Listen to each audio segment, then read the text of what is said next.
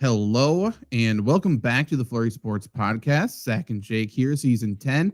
And like we said, start of the new era. Last week was the end of an era. One of us is off the market, one of us in a gray area. You know? I was going to say, how are you going to advertise yourself? That's a funny way to do it. Yeah. I mean, am I not? Probably, but she has legally no. Technically, she has not put a ring on it yet. You have, but not vice versa. Yeah. Bingo. We have a ring. Yeah. Where is it? I don't know. I'm not in charge of those things because I'll lose it, which was a bold choice by you guys to keep me in charge of your rings because I'm like, You got it done, though. I did. That's why I said don't let it leave the premises because that is a bad idea. I am honestly surprised that it would have been a quick bit, but I had a moment where I'm like, is Hannah going to ask for the rings? And you go, me? Oh, yeah. Like a fake, pat down.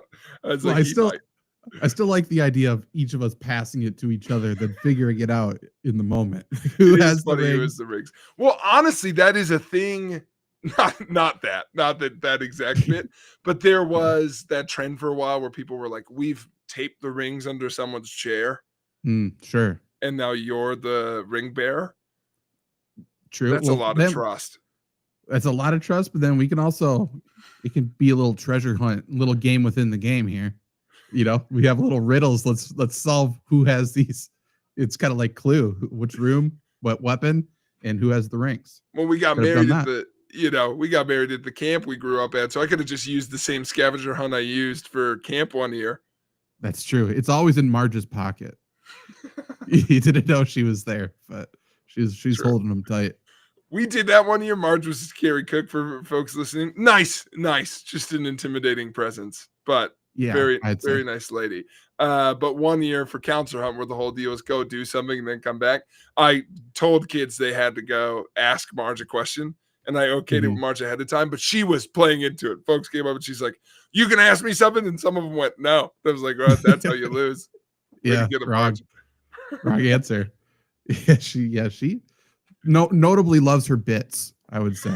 That's what she was known for. Yeah. Hell of a cook, not a friendly personality, but is what it is. But, Jake's married. So now the dynamic's going to change on the show. Yeah, he's going to be flashy. He's going to be itching himself a little bit, showing it in the camera. That's why you got to watch the YouTube show. You can't just listen to the audio version unless Jake starts clanking it on the desk or something. That's the only way you'll know. True. It's like every time Tom Brady's on camera. Never notice how much he uses his fucking hands now? Look at all these rings. True. Yeah. I have no dexterity. How can I go back and throw footballs with all these rings on? Oh, man. And I don't think he used to do that when he was playing. Now every commercial I see him in. Yeah, we get it. You were good. Fine. You played for Bill Belichick. What have you done for me lately? Bill's still coaching, allegedly. Yeah. A lot of questions there right now as well. Dude, that was the only thing I was like, if we wanted to go a different direction, college is getting crazy. It is. College is going to turn into, people always say NFL is the best reality show on TV. And maybe that's a little precursor to what we'll talk about in a little bit. But we'll discuss. Yeah, college football, college basketball, we've already talked about, the coaches run the show there. Those are the best personalities in sports. The drama, the allegations, the firings, the switching of positions is always incredible. I mean, we need to get cameras in all of these. Why? Actually, that's not true. I was going to say, why don't we have a camera on Rick Pitino right now? They're actually doing this exact thing. So we need to have that a lot more. Izzo. Follow Izzo around. He has some skeletons in the closet. Let's definitely watch that. But the whole Belichick thing, his girlfriend, yada, yada. It's going to be very fun this year. I'll say that. It is going to be fun this year. It's also, listen, a little teaser for so folks know what we're going to talk about. We're going to talk a little bit about some of the sports docuseries that are happening, all those. Mm-hmm. It is one of those examples where I'm like, how is there not one for college sports already? And unfortunately, the answer always seems to be because they'll do anything not to pay college players. Yeah, for sure. But there is one coming. I know. I can't wait. In the books. It's the North Carolina one. Yeah. So people are saying that they were going to do Hard Knocks and they're not. But they are, I think, still going to be following Belichick and Lombardi and this whole thing around But now with all this extra drama, who knows? I mean, maybe it'll never see the light of day. I have no idea. But hey, 1 year later, this is a good spot to start. You know what we need to talk about today? 1 year later, I think it's an appropriate time to talk about the legacy of off-season Hard Knocks. It is. It is. Rest in peace. The greatest show we've ever seen. It's awesome. Steve, who DJ'd the wedding, diehard Giants fan from New Jersey, hated it. Hated the whole experience. He should have. He's like, it was everyone laughing at my greatest faults as like a fandom. So that's crazy. But I told him this in hindsight, in full picture, the part that I understood the frustration on, but is one of the reasons why I was like, just do it so that we can see it for every team, is I'm bummed it wasn't more teams, just because some of the mistakes that we saw Joe Shane and the GMs make, or how they talked about folks, every GM would have said. Oh, of course. Yeah. They all think running backs are worthless. Yes. And they are. That is not his take on Saquon, that aged like milk because of how he played and how the Eagles played, which is true. But the reason his take was bad was not because he was wrong about a running back's value, but because he didn't care about where Saquon went. Right. Well, the biggest, not just that, he said that Philadelphia will not sign him. Yes. And Mara said, if Saquon goes to Philadelphia, I'm not going to be able to sleep at night. And he's still up. He's still up. Well, he went to Philadelphia. He also cashed on who are we going to spend money on, Saquon or Daniel Jones? Wrong choice. Yeah, wrong choice. I mean, to be fair, that was already done. I'm not sure if he even made that deal. He may have inherited that. And so that's and same thing with, you're going to pay Daniel Jones and you're going to go get Jaden Daniels, trade up for all of that, for that situation.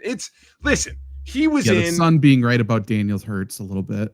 Yeah. Well, that's the thing. It's the little details of it. His son on camera being like, trade up, get Jaden Daniels. Like, in the moment, it's a fair reaction to be like, I'm not giving all of this up for like a quarterback when we have a quarterback, and this will be the biggest drama story in New York ever. Then Jaden Daniels, by the way, also goes in division, which he can't control, and seems like, 1 year in, future Hall of Famer. Well, truthfully, Saquon, Philadelphia, Super Bowl. Jaden Daniels, Washington. The franchise is completely different. They're getting MVP the draft. Candidate. They're getting MVP candidate. They're respected. There's a Super Bowl coming there now. They're not changing their name back. No, now they're the Commanders forever. We love the Commies. We never hated it. We all famously like that name. So I think a year in, I did rewatch it. I miss seeing Dable talk to prospects. Yeah, was awesome. I am upset that the clowning of Joe Shane became so bad that no team obviously is ever going to touch that again. When it's like, just even showing me a coach at the combine or scouts at the combine is cool. Because I don't care. I think so too. I can't remember if the scouts were wrong about guys. No, regardless, how do you measure wrong anyway? Like, they could say all of these things, and if the coach doesn't put them in the right spots, or if they just turn out to be a turd, like they're just not going to try it. It is what it is. But to your point, the best part of offseason Hard Knocks is that they showed everything. Yeah. Maybe they don't need to show everything and it'll still be great, but I would love a little trip inside of Brian Gutekunst's office so we can listen to what this doofus says. That'd be great. I think the deal is, there's a reason no GM that was shown on that show, even for a second, looked good.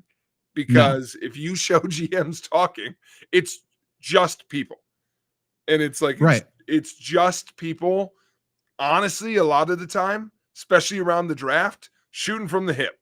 So it's like, even the Patriots looked dumb in it because they were like fielding crazy trades with them, and like they had them on the phone being like, we've called everyone and offered them the third. Like, it's like they had the Patriots on record being like, we don't know who we're picking. Right. Like, that was a bad look. The Panthers guy, who him and Joe Shane are buddies, so he gave up Brian Burns. And half of it is also bluffs, but it doesn't come across that way. But there's got to be a way to do off-season hard knocks that doesn't give away, which I think is what everyone's afraid of, doesn't give away strategy. I think Yeah. being wrong about stuff is less bad than just for them than just giving away strategy. Like, this is how we negotiate trades. This is how we look at scouts. This is our process. Like, little things like that, or even this is less. I mean, everyone's worked with each other at this point anyway. So, like, the grilling of the quarterbacks that Dayball did, that's probably not a big deal. Yeah. But there's got to be some layer of, like, we can show all this stuff and then just not show the specific unique strategy that they're taking into the season, especially when you're showing it before the season, because then everyone's just got to watch it and be like, oh, this is what they think of this guy. This is who they're looking at. For sure. And you made this comment the last time we talked about this, so I'm echoing something you said. Reason maybe they'll never do that is because the part that I at first was like, this is harmless and was my favorite part, is not actually harmless if you think of it from the player side, which is I loved Daboll at the combine, and I loved him going through the quarterbacks and the different players. We see him talking with neighbors and stuff, but in the show, not everyone looked as good. And I think it was like Roma Dunze or Caleb Williams slightly, because New wasn't going there, didn't look as interested. I think it was like a take of like, oh, look how much more in depth Jaden Daniels went than Caleb Williams. Whereas, like, I'm thinking of that now of imagine if that got out of Brian Daboll in the room with Shedeur. Yeah. I mean, this would have been such a good offseason for it, though, to follow the Giants in particular, because they kept interviewing Shedeur. They kept, like, they did every little detail, every little reference, everything. Like, they wanted to make sure Shedeur was or was not the guy. No team interviewed Shedeur more, had more private workouts more than that, and then they decided to go against him. So if they just followed the Giants, they would have had all of this shit. And all the questions that everyone's had, especially Mel Kiper at this point, would get answered, because it's probably, I mean, I'm not even going to guess what it was, but supposedly it's Shedeur being disinterested or just not professional in the meetings or whatever. And we don't know, but we don't need to bury that player. No. Coincidentally, we're burying him anyway. But, like, if we showed it, like, we don't need to bury players before they set foot on the field. Like, give them a chance. We don't need to do that part, I guess. I guess so. And Zach, we're going to talk more about TV, but because I want to highlight our chat and folks getting in the chat, I do have a random question I just want you to answer for the people here, because we'll take everything as it comes. Of course. Welcome back, St. Louis fans. Definitely tune in. We have a bunch of Dynasty stuff going up on our YouTube page, by the way, of FlurrySports YouTube. So watch that. I have some stuff. Luke just put out a video, but he asked for anyone interested in Dynasty fantasy football. He has a 14-team half PPR league. He wants to know if he should trade Breece Hall for Drake London. I would not. I'd rather have London. But if, yes, I would want London, I guess, is the question if you're trading away Breece Hall. It's kind of which side you need more, like which position you need more. But I think Breece Hall is already kind of getting banged up. He's kind of getting run into the ground. And I guess, Jake, I don't know what your... okay, so the Jets are changing everything. Do you think they're any good this year? I think that's a big factor into this question. I think the biggest factor is, like, my gut would be that this is a really good question, because I think the two teams are similar caliber. I think I'm with you on, I wouldn't trade as a Breece Hall former owner. I traded him away. As a Breece Hall former owner, it's one of those deals where he's going to get a lot of touches. So if you need a running back, like, if that's truly like I could take either guy, I think London has more upside, especially long-term in a dynasty league over the next couple of years, especially because my biggest thing, are the Jets any good? Also, I think there's a chance it's more committee work in New York than it was last year. Yeah, they already brought in Braylon Allen, and then they had somebody else step up a little bit, and now they bring in Aaron Glenn, who's kind of pretty much announced, like, oh, I've seen how everything works in Detroit. We want to become Detroit with a rushing quarterback. So I don't think he wants to rely on any one person. And people kind of forget how young Drake London is. I think he's 23 right now. So he's, like, super young. He came in when he was young. So I think he gets better. I like Michael Penix anyways. Yeah, I think the future and even short term, I like Drake London. Yeah. A decent amount more. If I'm not talking out my ass, I think the ceiling's definitely higher for Drake London because whenever there's a young quarterback like that, if he's his dude, you go from 100%. He's suddenly a wide receiver 1. And Penix is older than Drake London, I'm pretty sure too, which is kind of interesting. That's great. Like a decent amount. It's like when we found out Marcus Mariota is your age. Yeah, that's not true.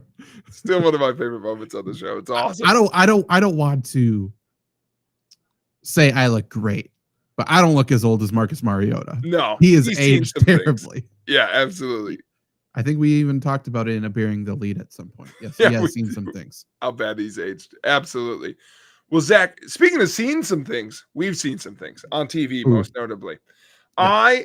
As we've mentioned, you see the title, got married this weekend. So I had some time off last week, a couple spaces. TV shows keep sending me docu-series. Netflix, I've got Apple TV, I've got Prime, those we were talking about, I haven't watched too much. And Zach, I finished one, it sends me another, it sends me another, it sends me another. So I've one, sure. I got really into the MLS one. So we're going to end on a fun game that came out of that based on rivalries. But first, I went down the rabbit hole today, Zach, and I was like, just how many are there of these documentary behind-the-scenes series? If you don't know what I'm talking about, I think it'd be fair to say the progenitor. Why am I going for all these big words? Progenitor. The originator of the format is Drive to Survive, the F1 show. Yes. Yep. Or if you went back even further, it was like this Last Chance U kind of format this for Netflix. So I kind of counted those, but basically documentary series, sports docu-series that follow one team or one event over one season, and it's contemporary, right? So it wouldn't be like the Last Dance series about the Bulls because it's all retrospective. It'd be something that either comes out every season or after a specific event and is in hindsight on that. So, Zach, I just want you to list the ones you've watched, and let's see how far into the list you go. You can mention other ones you've heard of too, but which ones have you seen? Okay, so Hard Knocks obviously is the big one. Boom. I guess that's probably the originator, huh? Oh, you say that out loud. Damn, yeah. A little different because I think it is the same. The thing I think that is in all these other ones now is the interviews. Like you follow them after the season, and it's like, how did this go for you? So similar, I'll put it on the list, but I think that's how they got the idea, right? So I agree with you. So there's all the Hard Knocks. We got, I think of the position ones for football from Omaha. We got quarterback, we got wide receiver, and I think they're doing tight end this year. That is what I understand too. Yes. Okay. And then they did a women's college basketball one. I know they centered around Caitlin Clark. They did that. Drive to Survive F1. They have Full Swing, which is one I actually really want to watch. I have not watched it yet. So that's the golf one, obviously. There's a rugby one. I watched a little bit of that. What's that one called? I know you've watched it. Six Nations. Six Nations. That one was really good. Yeah. I mean, there's got to be something else, but they're going to do a UNC one, like we talked about. Not sure if we said it on the show or not. But yeah, I don't know. There's got to be a million more. So Zach, I'm going to quickly list them. If by my count, and I'm going to do super rough count here, I think I got to about 30. Wow. Okay. And I missed the women's college basketball one. So I'm picking them up as I go. So I didn't have that one, but quickly, Hard Knocks, I added that too. I didn't have that. So Hard Knocks, Drive to Survive about Formula One. America's Sweethearts following a season of the Dallas Cowboys. The Clubhouse, which is out right now following a year with the Boston Red Sox. There is Court of Gold, which the Obamas produced, which follows the Olympics and the basketball tournament there. Very good if you want to see Anthony Edwards be a complete psychopath.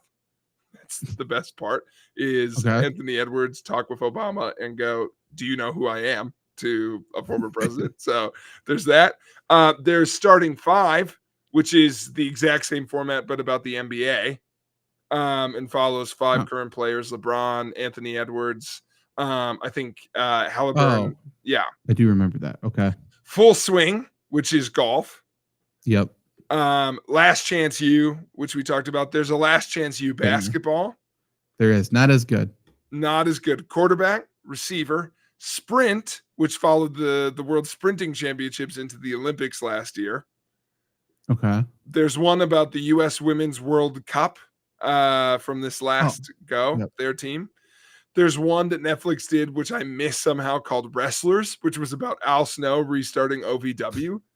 Really? Okay. That would be a good one. 7 episodes, but it was highly recommended. One that I watched, which started, I think, me getting all the obscure references, which is I watched Tour de France Unchained, which is okay. which is following the Tour de France. And original language is in English, so that's fun for that one. That's good. Captains of the World Cup, which followed some different captains there. Polo, which is out now, which made me think, what the hell's going on? That's the horse racing one, right? Wrong, Zach. Polo is its own sport. There is also one on the Kentucky Derby and the different horse races. So those are 2 separate docuseries out right now on Netflix. Okay. Yep, absolutely. There's 6 Nations Full Contact. There's Cheer. There's La Liga Full Access, which is on Apple. There's Breakpoint, which is on Apple, which is about surfing. Ooh, that'd be good. Yes. There's Wrexham FC on Hulu FX. I need to watch that too. Yeah, I watched season 1. I need to get back into it. There's Race for the Crown, which is the horse racing one. There's Fight for Glory, which I just watched, which was awesome, which is on Apple, about the 2024 World Series. So that's good. And they go like inning by inning on that one because it was such a short series. Onside, which is about MLS. I love all these have such niche names. Breakpoint is tennis. Make or Break is pro surfing on Apple TV. Oh. Monster Factory on Apple TV is about an indie wrestling company that actually a former resident of mine is in. That's cool. He's at the company, so that was cool. He was in it for like 30 seconds. I was like, "Sup, dude? Look good." But he was there. There's one about Real Madrid. There's one about the Toronto Maple Leafs.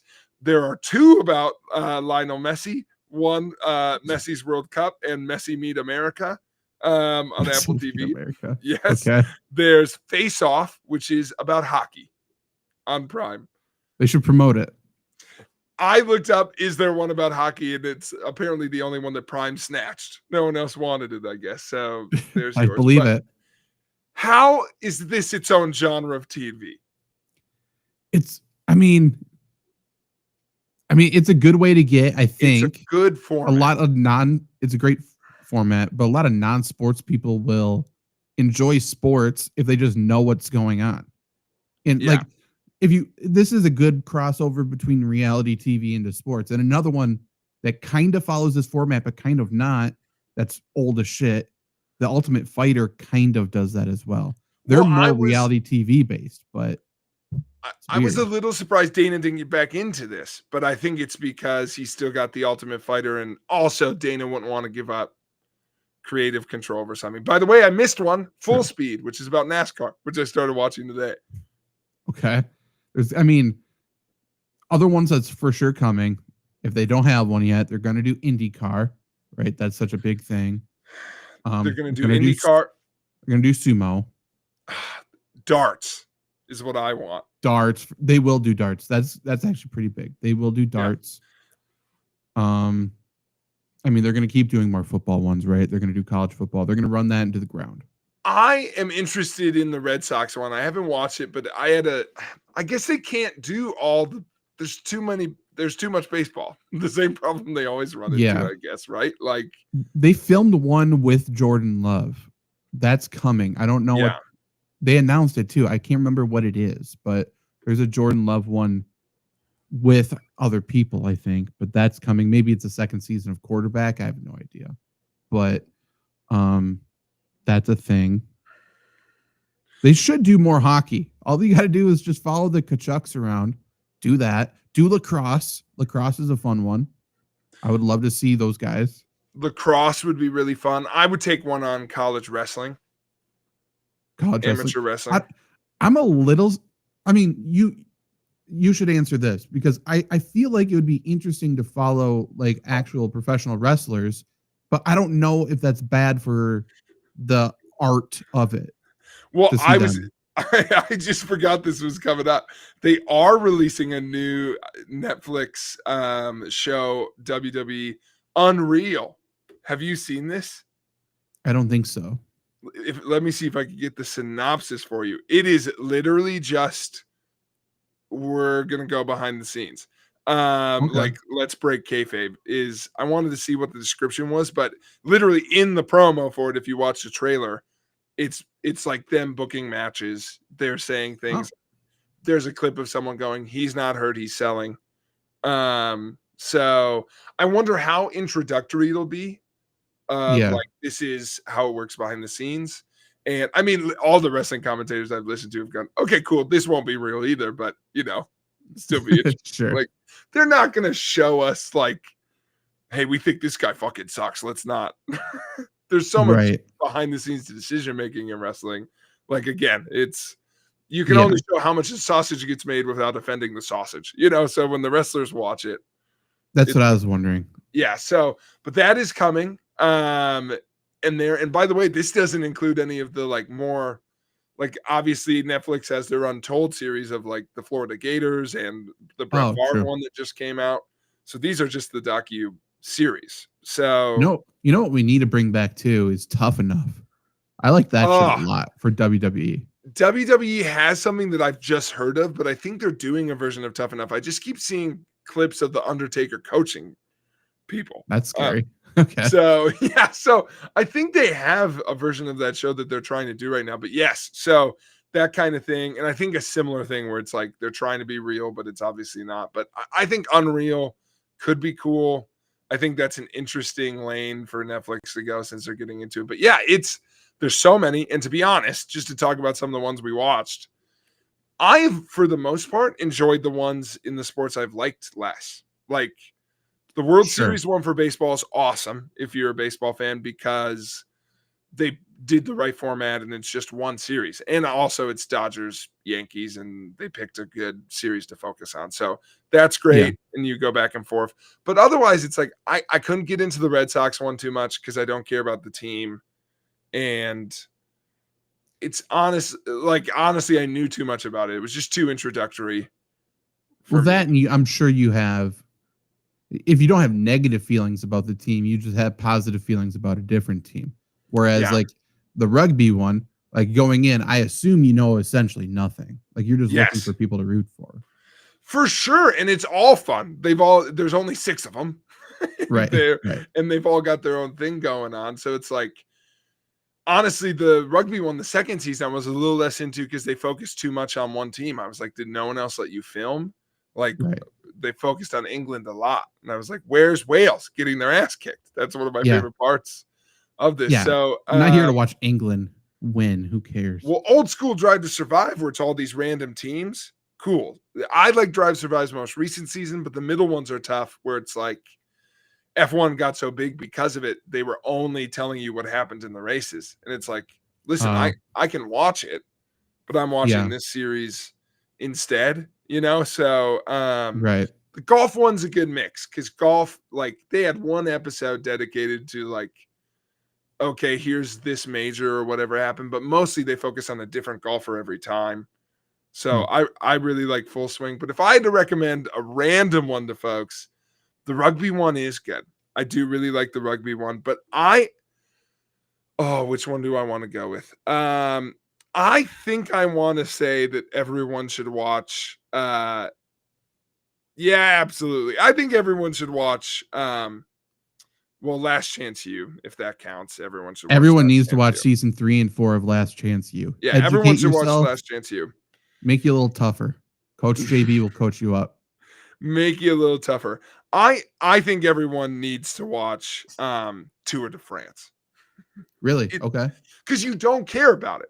It is I'm like, I don't know any of these teams. I have no idea who won. And like, it's such a different format to every other sport. So it's like only 3 people are actually trying to win the damn thing. The rest of them are just trying to have like a good day. Okay. There's like teams who are trying to win one leg of the Tour de France, and two teams who are like, we can actually win it. There's too much of that in European sports that I know. I can't wrap my head around. Like, I am shooting for 4th place. Wouldn't that be a great thing? Like, no, like we're going to take them down. Yeah. That's F1. That's Tour de France. It's soccer. I don't like that. I know, but those are good. I would also say I liked receiver way more than quarterbacks. I agree. They're just more fun people and interesting. Well, yeah, the Debo George Kittle combo was great, and everyone's conclusion, which is correct, which is, oh my God, Justin Jefferson's awesome. We need a defensive tackle. Just defensive tackle, not edge rushers. They're very different people. Give me the meatheads in the middle that they're supposed to eat up space, and their heads get pounded in over and over, and they're just fun. They need to have a personality. Get Chris Jones. Let Aaron Donald. I'd love to see what Aaron Donald does. I'd like to see Aaron Donald take on the real world, just live day by day. That would be fun. That would be really good. Yeah, and I'm imagining the years where they would have had like, who is the Bills nose tackle that played for like all of their bad seasons? Do you know Kyle Williams? Yeah, Kyle Williams. He was like there. Huge. Yeah, he was there the last year they made the playoffs in the 90s, and then he retired the year they won a playoff game again. Like just. Well, I mean, like Vince Wilfork would have been electric. Oh, the Gooch. True. Michael Pierce from the Ravens. I think he might have went somewhere else now. He's massive, just dancing all the time. He's huge. Kenny great. Clark would be fun. Like, it's a good D tackle's a good show. Yes, they're the best room in football. Yeah, I think so. I think I think centers could be really fucking crazy. It could be. Well, the offensive line in general, it's funny. I don't know if it would work for TV. I really don't. I think centers could be good because you have the dynamic of they work so directly with the quarterback. I think it'd be interesting to see them like pseudo play call. Maybe. And you could have like a buddy cop film of them and their QB, you know, that'd be kind of fun. That would be good. Yeah. If they do something, what I think they should do is just one called lineman, and it'd be both, and they could pick and choose the right ones. Yeah. And one of them would hopefully be that crazy fricker from Kansas City. On offense, Creed Humphrey or what? Creed Humphrey. I was like, what's their center's name? Good. Oh, who's the psychopath for the Buccaneers? At center or which position? I don't know who their center is now, but I mean, they got Tud Mouch at guard. Tristan Wirfs from Iowa is fucking awesome. Center, I mean, is it Haney now? I don't even know. Buccaneers center. Oh, it's Graham Barton. Who was it with? Who was it with Brady? Ryan Jensen. Oh, where's Ryan Jensen? Yeah, he retired, I think. Dang it. But yeah, he is a psycho. Yeah. Okay. Well, there's a Frank Ragnow special out there still that we could do, but no, those shows are good. So I would recommend those, but the ones of like I loved getting into the horse racing of it all. That was interesting to just see what an insane world of like. The only thing that was a little bit of a barrier for me is everyone we talk to is a millionaire, which, listen, is probably the case with most of these, but not in the, like, I play sports and now I'm a millionaire way. Like, they're all like, I grew up and I'm an entrepreneur, now I'm a billionaire, and frick these guys, I'm in horse racing. Yeah, I need to wash my money. Let's pour it into a horse. It's insane. They're buying like 3% of a horse for $7.5 million. It's money laundering. That's all it is. It's money laundering the sport. The one guy brought a horse in and then bet $100,000 on a different horse. I want a documentary on the 2021 Kentucky Derby where there was like 20 horses that died. I want that documentary. Give me that one. Yeah, that would be good. Oh, also, yes, definitely the rugby. The rugby one is awesome, and rugby guys are a different beast. So that's AFL football, Australian football would be great that's too. Good. Zach, my biggest recommendation for you and for folks at home who are going to like content that Zach likes is everyone should watch because it's a quick watch and they won't do another one of it. You should watch the Court of Gold, the Olympic basketball one.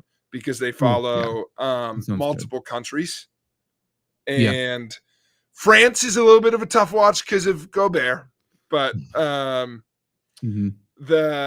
Nick Batum though is a cool piece of that, and his angle of it, and him and Wemby is cool. I obviously stealing the show. They follow the US, they follow Canada, they follow France, and then of course they follow Serbia. And what a crazy time that is. Different mentality. Every other locker room is like, okay, here we go. The clip of Jokic and the Serbian coach destroying another dude on the team who decided to leave Kevin Durant to rotate to, I think it was he was rotating to Kevin Love or somebody.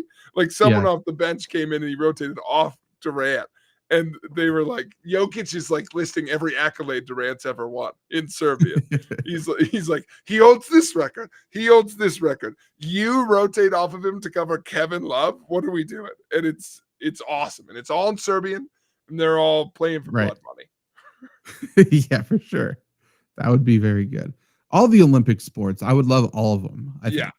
Sprint if we can good. do some X Games, an X Games one, that would be incredible. That would be really good. Honestly, I want to get into the hockey one. Hockey would be great. They have to be so selective with who they choose because I know. I mean they got to speak English most likely. Yeah. There's just only so much.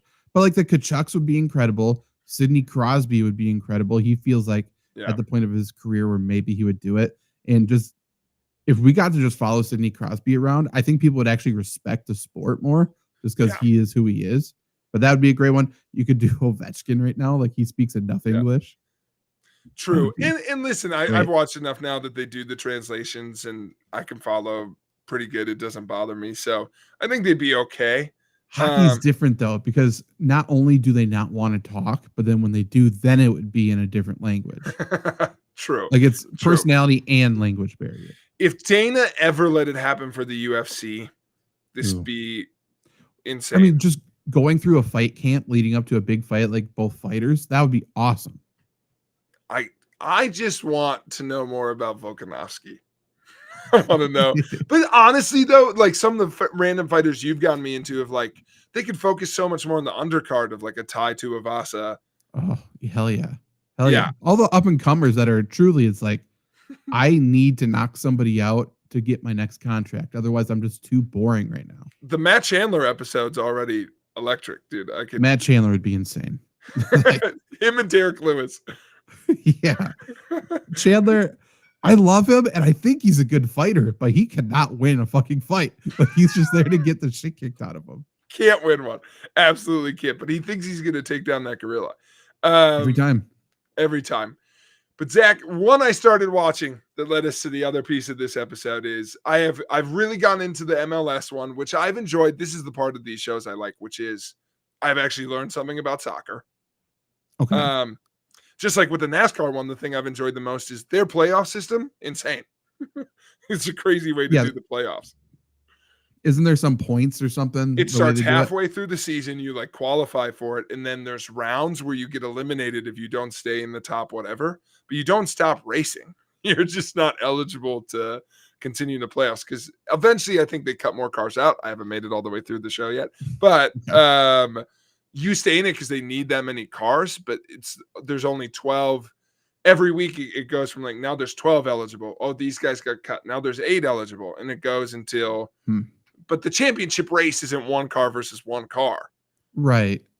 So that part's insane. But anyway, the MLS one, Onside, is electric. It's very good because learning about soccer. Sure. But Zach, here's the thing by far that I've taken to the most. The Columbus Crew and Cincinnati FC have one of the more heated rivalries they show on the show so far. Okay. And you're not going to like this next part because it's a British thing. It's a little Ted Lasso, but still. Their games are called derbies. Okay. So a big one is it's the Crystal Derby. It's Derby. I don't know why they say Derby. It's spelled Derby, and then they call it Derby. So I'm out on that part of it. Too British for me. Okay. But their rivalry, this Ohio rivalry, is called the Hell is Real Derby. That's okay. And it's really, really intense. And they halfway through the episode, they reveal why it's called this. But hell is real, and there's fights, and there's all these things. I'm like, oh, this is awesome. What a great name for a rivalry series. How did these two teams hate? So that is not why they got the name. It's called Hell is Real because on the highway that drives from Columbus to Cincinnati, about halfway in between the two is a billboard on the side of the road that says Hell is Real. Because you're in evangelical country and they're trying to convince you to become Christian. So it's just Hell is Real with a big red H. So do they both teams like pay to keep it up at this point or what? I think so. I also think that the people who put up the sign probably don't know soccer exists. And this is a very niche rivalry. It's also Columbus Crew. Like I was like, I didn't know these two teams existed. So it's a good one though. But they grabbed signs. Exactly, Zach. So what are we doing today? Of course, I grabbed 5 of the most famous rivalries in sports. Perfect. Found what geographically is halfway in between them that we could use to inspire the rivalry names. Because listen, the big game, the game to end all games, whatever horseshit, Iron Bowl. Right. You want to talk about? Okay, cool. What's next? Sawdust City Days? Like, what are we? What a reference, by the way. Yeah. Whoa, good point. Everyone get that one at home or no? Yeah. I was trying to think of a mineral and I said sawdust for some reason. But in any case, Zach, I've gone through. I'm open to suggestions, but I there's a website you can call. I Googled in between two places, and the website pulls up. You can put into zip codes, 2 cities, tells you exactly what's in the middle of them. So interesting. Okay. Some of these are really good. Some of these are they were a little tough to find something directly in between. Let me start with, I started with baseball, and it's the least interesting of them. So I'm open to suggestions from here. Halfway between the Boston Red Sox and the New York Yankees, Zach, probably one of the most historic rivalries in all sports, just because of how old freaking baseball is Rocky Hill, Connecticut. Okay. I swear to God, there's nothing in Rocky Hill. I Googled so much. All these other things have an interesting thing with their town that's in them that I could pick. All I can find with Rocky Hill, you Google Rocky Hill, Connecticut, things to do. Number one answer is their public library. So I'm okay. So I've opted, but Rocky Hill's a good name. So I've opted. Rocky Hill's great. I've opted to call it the Rocky Hill series. That's not bad. Rocky Hill series, Rocky Hill Showdown. The Rocky Hill Classic, actually, is what I have written Classic. down. Yeah, that's not bad. Rocky Hill's, sounds like a little bit of a Civil War battle and then something else, but that's good. Absolutely. And that's what I like is like Hell is Real. You don't even know it's about the halfway point. So no idea. It's good. So if people in the chat know Rocky Hill, give me suggestions. But all of their things were like, we have a ferry, we have a park. It's like cool, all random stuff that every town has. But that's the game, Zach. But that is the most boring one. Next on the list, and I'm going in what I think is ascending order of most interesting. Next on the list, we had to do it for the base fans. Halfway between the Chicago Bears, and the Green Bay Packers is any guesses? Halfway point between Chicago and Green Bay. Ooh. Is it like Sheboygan? It is in Wisconsin. It's close. It's Mequon. Okay. Suburb of like Milwaukee area. So Mequon, Wisconsin's got a lot going on, but the thing that I thought was most interesting is very heavy Lutheran influence. So much so that for a brief time, the city was actually renamed Freistadt which translates to Lutheran Free City. So it was an Amish community for Lutherans. They were like, we're Puritans, so it's basically one of those places now that's like, we don't believe in the government, so you can't tax us.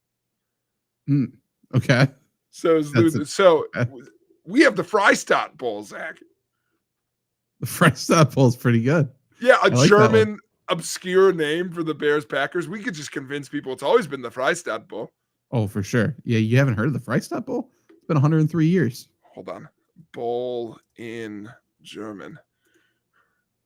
Oh, the Freistadt Streusel. Oh, that's brutal. That's very good. It's time for the Freistadt Streusel. We're very Eastern European up here. I think that fits pretty good. So those were good options for me, Quan. Now, Zach, these top three, pretty electric. I think I'm going to go Lakers Celtics next. This was the most fun to figure out what was in the middle. Yeah. Any guesses at all on where it landed between LA and Boston?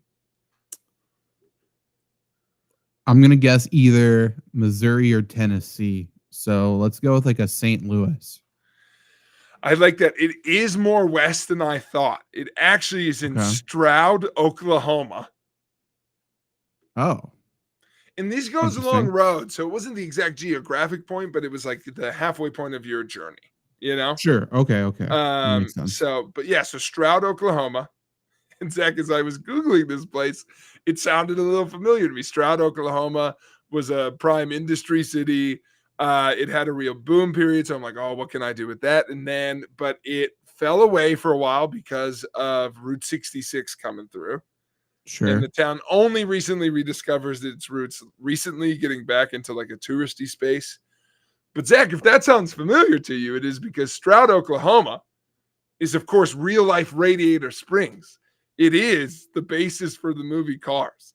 Really? If you look up Stroud, Oklahoma, they like based some of the characters off of people who lived like the blue car, the hot car from Cars. We all know who I'm talking about. Yeah, don't be weird, you know. She's based off a waitress from Stroud, Oklahoma. That's interesting. So, of course, Zach, what have I called the Lakers Celtics, rivalry? It's the Radiator Springs series. I mean, yeah, everyone knows that. That's the most confusing thing of all time for these two. Well, Route 66 connects the two. I kind of liked it because I was like, it's obscure. It's Cars. Life is a Highway plays every time. Can't you imagine that as the highlight? The intro. We got to give Rascal Flatts something to do. So now, Zach, we have a prestigious top two. If we have Rascal Flatts playing and it's just like a mashup of like Larry Bird versus Magic Johnson, Bill Russell, Kareem, it's disgusting, but I do like it. Okay. Life is a Highway as Luka fades away over Tatum, Yeah. It's a good shot. But Zach, just a trophy with Lightning McQueen on the top or what? Yeah, I think Kerchow, dude. Or it's the big piston. It's the Piston Cup. But Zach, second, last but not least. And it's not last either. What do you think is happening in between Auburn and Alabama? We can't call this the Iron Bowl anymore. We got to figure out what's halfway through. Boy, no idea. Is it Birmingham? I have no idea what's down there. It's a great guess, Zach. This was my probably favorite find. Billingsley, Alabama.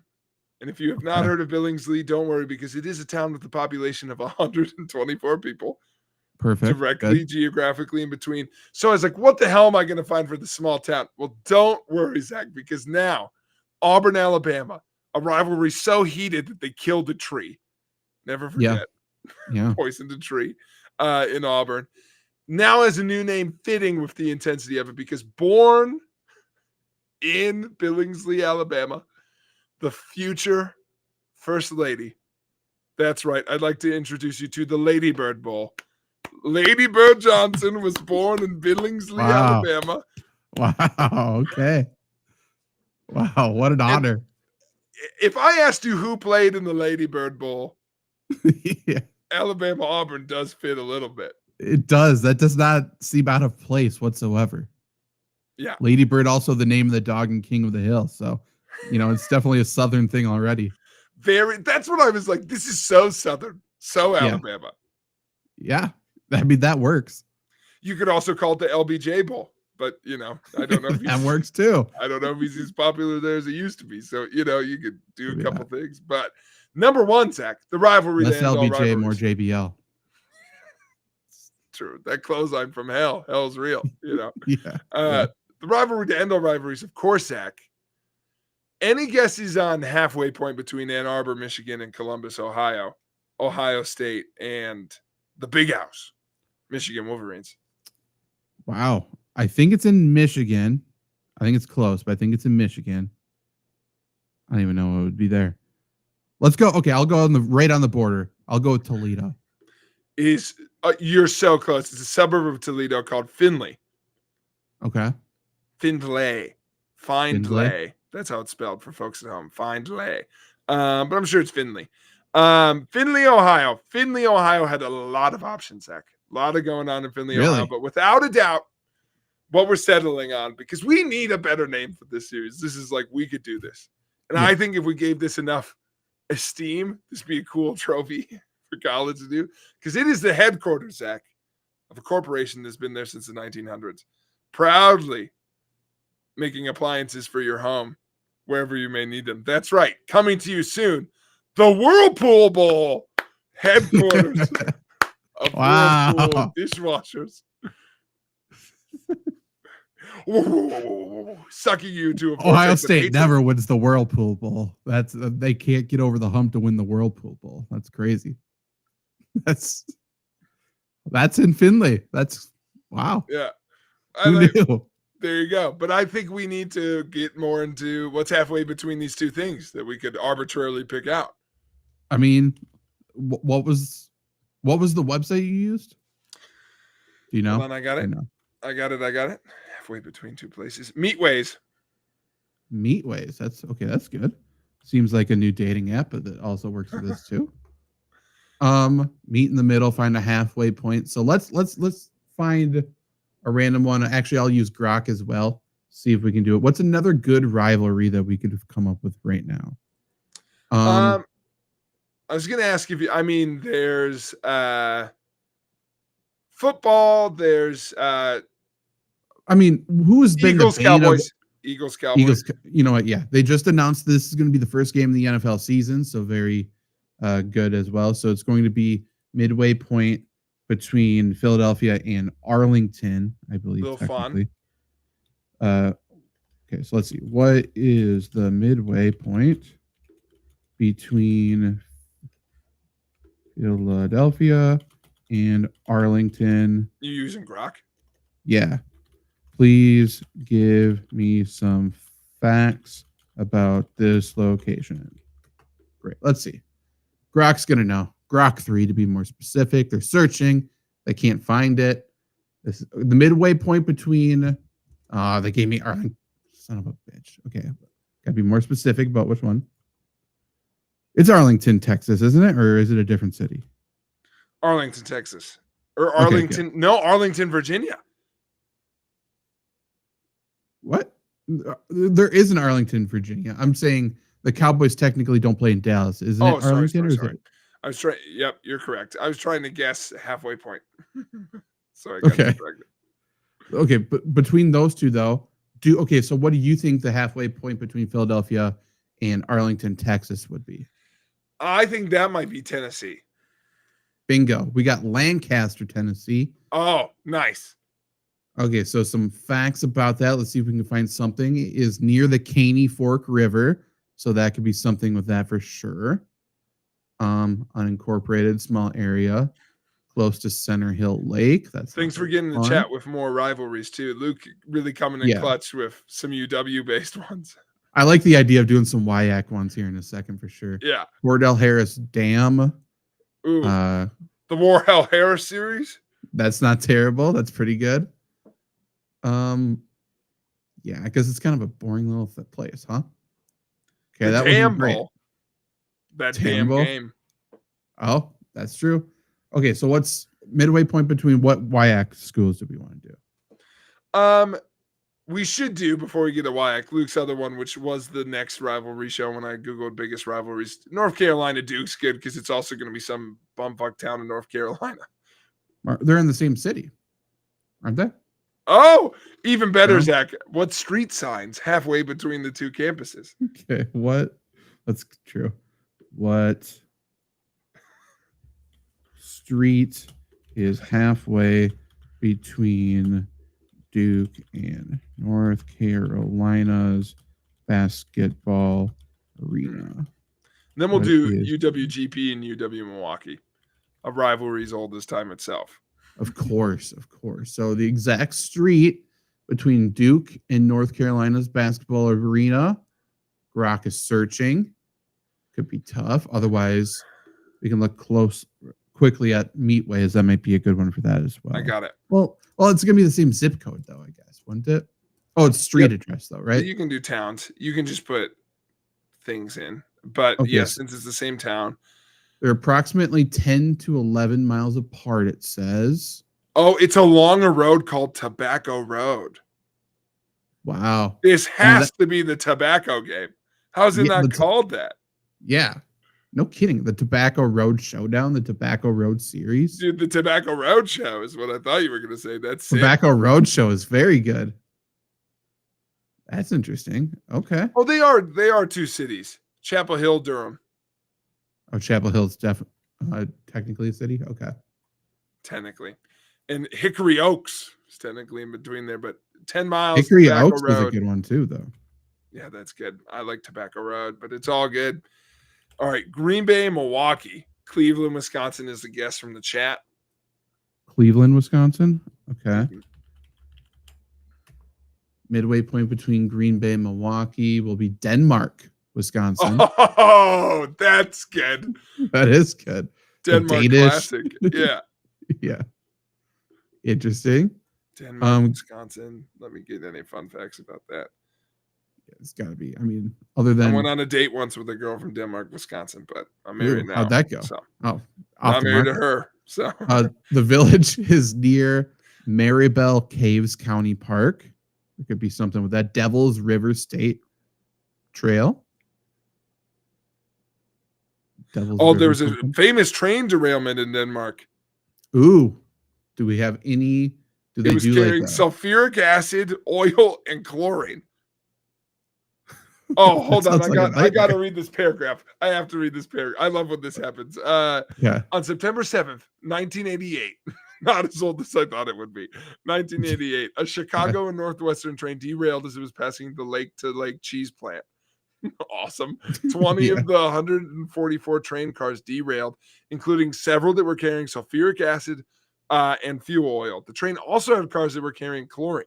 However, the engineer did not know which cars contained the chemical, and the wind was blowing towards a residential district. This information led the village and the county officials to evacuate a large portion of their populace. It was soon found that none of the chemicals had leaked, and residents were allowed to return to their homes. Interesting. False alarm. The abandoned rail line, we've got it, boy. The abandoned rail line? The abandoned rail line was converted into the Devil's River State Trail. Okay. Yeah, I got that fact here too. Devil's River State Trail is very good. The Devil's River. Classic. Devil's River. Classic. True. Throw classic at the end of anything. Luke Reimer drives through it every day on the way to work. I mean, they still say that abandoned railroad is haunted to this day. Oh, he thinks it can't be true. He thinks it can't be true. What's he says Denmark's 15 minutes from. I mean, Grok says a bigger city would be Manitowoc. So I'll do me in the middle. Let me see what it's got. It says Kohler. Kohler. Oh, Sheboygan, Kohler. They're right next to each other. Okay. Grok doesn't know what's going on. The Sheboygan Showdown. I mean, that works. Yeah, that's not bad. Yeah, that's not terrible. Is there, I don't know, what other random school, is there some school that K-State and Kansas, should we just do that? Oh. Well, and I think halfway is Topeka. Okay, there's got to be some facts about, okay. Well, I'm just going to assume that's true. I'm just going to ask for random facts about Topeka.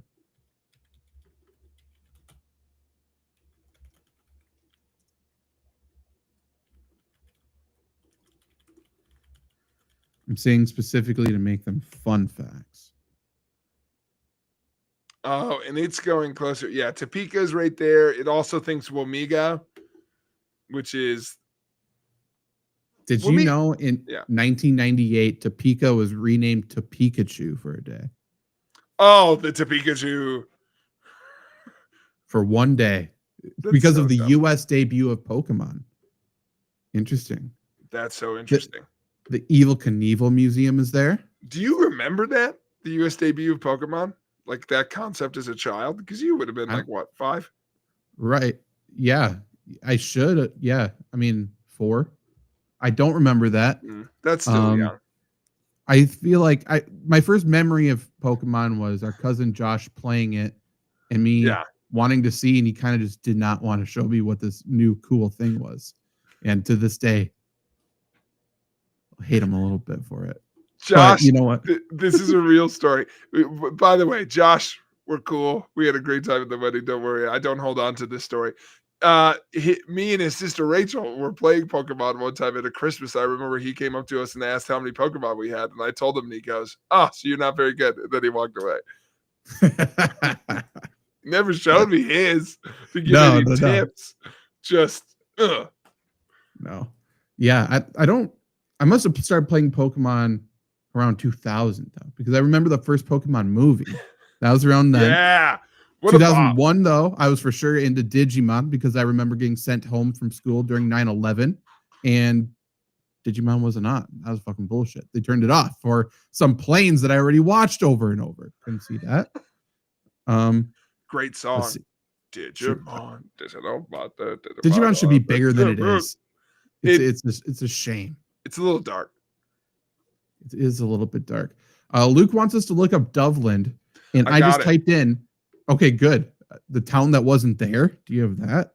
Yeah. Dublin, Wisconsin is a mysterious location that seems to have vanished from records. There's no official documentation of a town called Dublin, despite real estate ads appearing. Sounds like there is, though.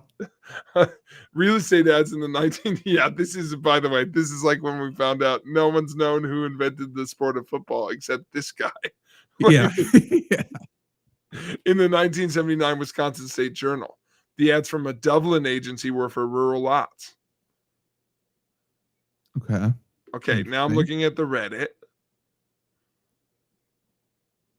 It's called Agenda Wisconsin. Now? Someone had an agenda for sure. Agenda Wisconsin. Is that real? Oh my God, it is real. Agenda Wisconsin was 370 people strong as of the 2020 census. Oh, it's down. Damn. It was 422 in the 2010 census. Right. That is weird. There's no. This can't be true. Dude, we should come to a show. One of the games should be we come to a show with the most random, best Wikipedia paragraphs we could find. We should. We absolutely should. So there's theories on historicmysteries.com about Dublin about what happened. Do you want to hear any of these theories? Yeah, can I just say first that the name for the town Agenda this is the history section of the town named Agenda. The town name was derived from discussion items at a meeting for the formation of the town called an agenda. That's bullshit. That's bullshit. Every meeting has an agenda. You're not special. No, absolutely not. Okay, so there's a lot of theories about what happened to Dublin. And there's another paragraph after about dismantling some of these theories. So I don't know which holds any water. But the first one is that, and this is what I choose to believe. It's the only one I've read so far. The first theory is that Dublin was destroyed by an earthquake, which could have caused a massive sinkhole to swallow up the entire town. Now, my question would be, why does that make it disappear off a map? But, if it's a big enough sinkhole, I don't know. Maybe it's like a black hole. Yeah. Another I don't think theory, the deal is that the people, it's not Roanoke, right? Like, no, I don't think so. It's not like that. It's like no one really remembers it except for one person. Someone also thinks it was destroyed by damming somehow. So over the years, it may have been removed or abandoned. This is could have been large scale flooding. I just gotta say, this is some Oak Island bullshit. I mean, you know what? I'm gonna figure this out just so everyone knows at home. This is going to consume my entire life.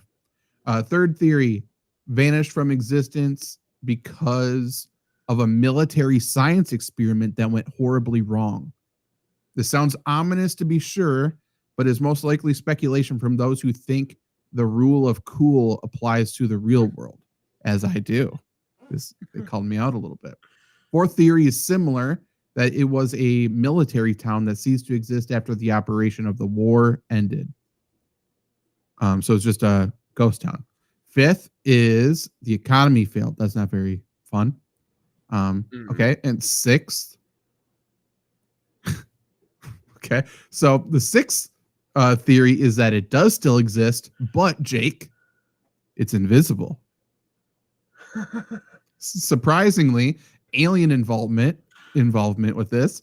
The obvious next step is not tied to the mystery of Dublin, but could extraterrestrial beings with advanced technology abduct an entire town? What do you think about that one? Yes, a little bit. I think that's happened more famously. I don't think we're missing people. I don't think that's part of this, right? No one lost a family member. It's just that some people remember the town itself. Yeah, I don't understand what's going on. I don't think Dublin's real. I don't either. I don't. Now this article's comparing it to Chernobyl. I don't know what's going on. I think more likely someone made a fake town. Yes. Or based this off a company that was not maybe Dublin was a company. So people are just saying they saw. Okay, so Luke's saying he saw TikTok on Dublin on Friday, and it was the only thing that I have thought about ever since. So I think the theory is that we've seen ads that says Dublin. So It's a city, we assume, but no one knows where in Wisconsin it is. Why do we think it's Wisconsin? Okay, the history. Oh, this is not the History Channel. They just have a similar logo. Historicmysteries.com. That's what I'm reading off of right now. Yeah, it says the buildings have disappeared. I don't think. What buildings? Some people are thinking it could be a Mandela effect thing, but that would mean you're confusing it for something else, right? Yeah, and like everyone's agenda. It's like Dublin versus. Oh, it's actually Milwaukee. Like I always thought it was one name. This is interesting. People claim they remember the town, and friends or relatives who live there visited, and a few folks have souvenirs that prove they were there. So this is not real. The first series, earthquake. Yeah, what are we doing? I'm circling back to things you've already said, but Luke agrees. Luke, this feels like something you don't actually agree on. Lindsay's grandma's 93. I'm gonna see her this week. We're gonna ask her. And if she remembers. Look, by the way, this is just a soft ribbing, but this is what people say when they do think something's real. Like, you're softly introducing a conspiracy theory. I agree it's not real, but I mean, why do we have mugs then? Yeah. I know Luke well enough to know that he thinks it's real, and me too. So we need to figure this out. Look, one of my mugs says 100 Acre Woods. We can put anything on a mug. I don't know. I don't know. I by the way, I'm teasing you. I get it. We got shit that says Loveland. I don't understand. Isn't there a brand called, or like a gas station called that or something? Am I wrong? There's Abbeyland. I'm thinking of that. Loveland. Like if I just type in Loveland, what's the first thing that comes up? Isn't that a tight end? Loveland ski area in Colorado. So it could be something like that. Yeah, Colson Loveland just got drafted to Chicago. Yeah. This better not be a bullshit thing like related to the Bears' new player. That can't be it. He's actually from Wisconsin. God. Okay, so it's a big place in Colorado, like pretty notable in Colorado ski area. There's a Loveland, Ohio. There's a Loveland Acre Farms. How long? What I need to know is how long ago does the Loveland, Wisconsin theory go back to? Which I should be able to find actually. First time. Wait, is it Dublin? It's not Loveland. Oh, Jesus Christ. Okay. That will help. Thank you. When did we do that? That's this is driving me crazy. Something mentioned online. I can't remember what this tool is called. Thank you, Luke, for setting us straight. We got away from you. Oh my God. This is it. Whispers of a town called Dublin, Wisconsin linger in the shadows of a memory. I'm going to lose my mind. Why can't I find the search engine to find the first time something's been used? Is it? By the way, I'm seeing a lot of things that say allegedly people have mugs or shirts. Like, does anyone actually have one? It's a good point. Okay, I'm gonna search back to 2002. There's one. Hold on, I'm gonna send you this thing. Maybe this is the shirt they're thinking about. Put in the chat so everyone can see. Or that doesn't work. Links don't work that way in the chat. I'll send it to you. Messenger. Yeah, that's fine. Whoa. 1990s is when it supposedly disappeared. That's very recent. Disappeared, Luke Scott. Jake, we're gonna do this right now, okay? I want you to call Pete. Oh, boom. Put him on speaker. I would love to hear. Just ask him, has he heard of Dublin, Wisconsin? Not Loveland, Dublin. This could go any direction, folks. So hang in there. I couldn't stress enough. We just had a wedding this weekend, so who knows what state of mind he's in. True. We cannot be held responsible for any of Pete's thoughts either. I also didn't check the Twins score today, so he might be in a mood. Oh, no. Dublin, Wisconsin saw a spike in search traffic in 2007, by the way. Well, he's going to not answer his pride and joy. He's probably in Dublin. Luke's dad didn't know. Forwarded to voicemail. Boom. What are you going to do? Doesn't know. Yeah, dad's with him. Wait a minute. Okay. Dublin. No, it has to say Dublin, Wisconsin. I can't take. When you need an answer, you don't call. Hello. Mom, how you doing? Yes. Good. How are you? I'm doing great. I've got a question for you. Okay? She's live on the show. Okay. Yeah. First, I'm chatting with Zach. We are on the air, just so you know. Okay. There's a town called Dublin, Wisconsin that supposedly was around in the 90s and isn't around anymore. Have you or Dad ever heard of Dublin? Have you ever heard of Dublin, Wisconsin? No. Okay. Like DOVE? Yep, and then land. Well, that's how you spell it. There's a Dublin, Wisconsin, but I don't know where Dublin. No. Do you think maybe they just like changed the name? It was Devlin? Did Dad say? Interesting.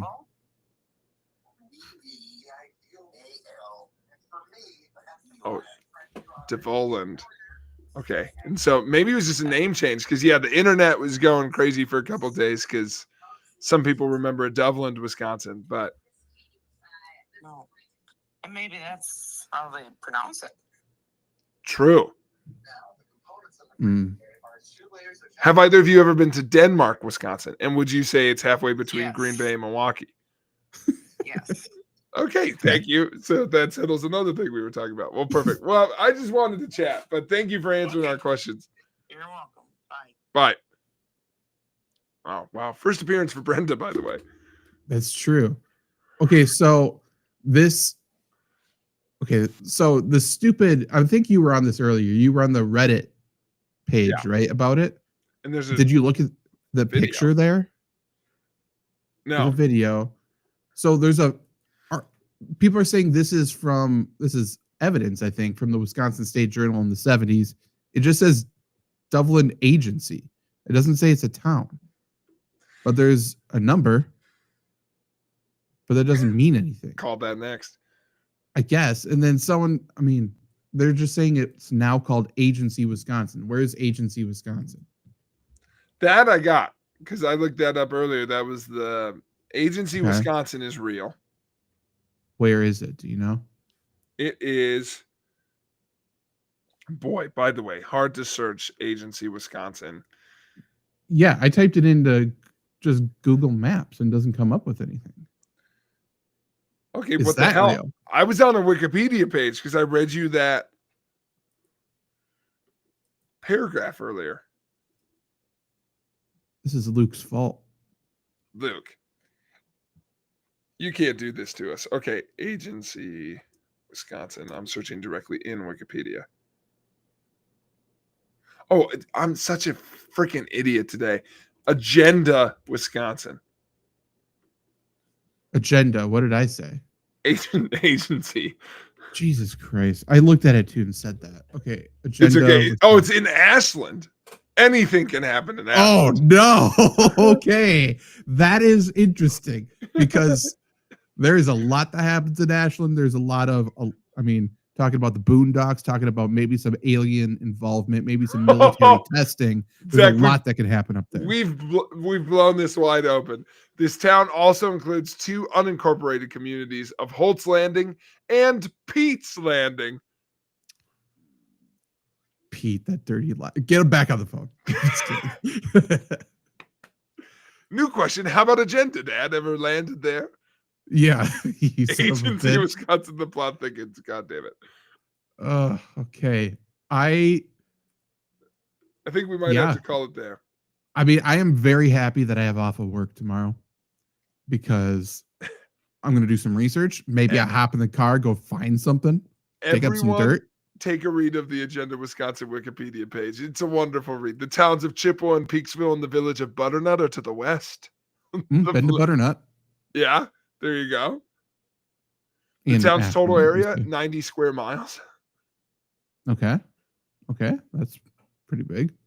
Oh, it has dropped 100 people every 10 years in the census. That's suspicious. How did they get this?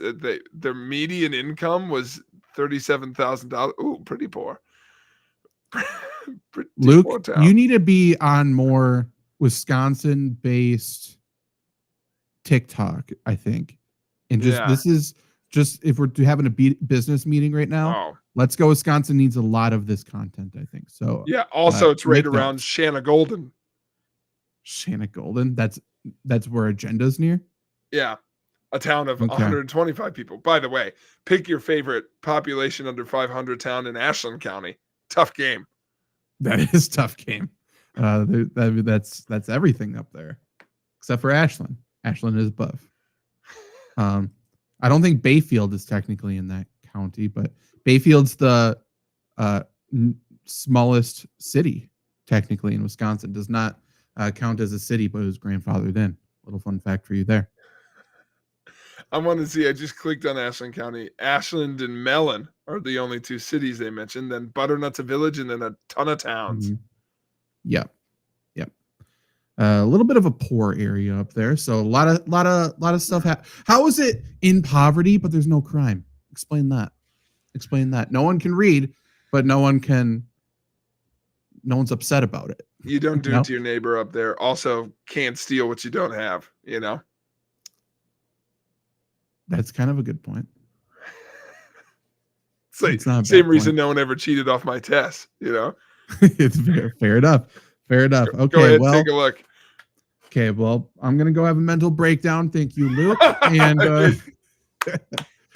maybe I'm gonna get into the right mindset. I'll watch a little Curse of Oak Island. They may be back. I'm unsure. Or a nice docu-series, maybe Polo.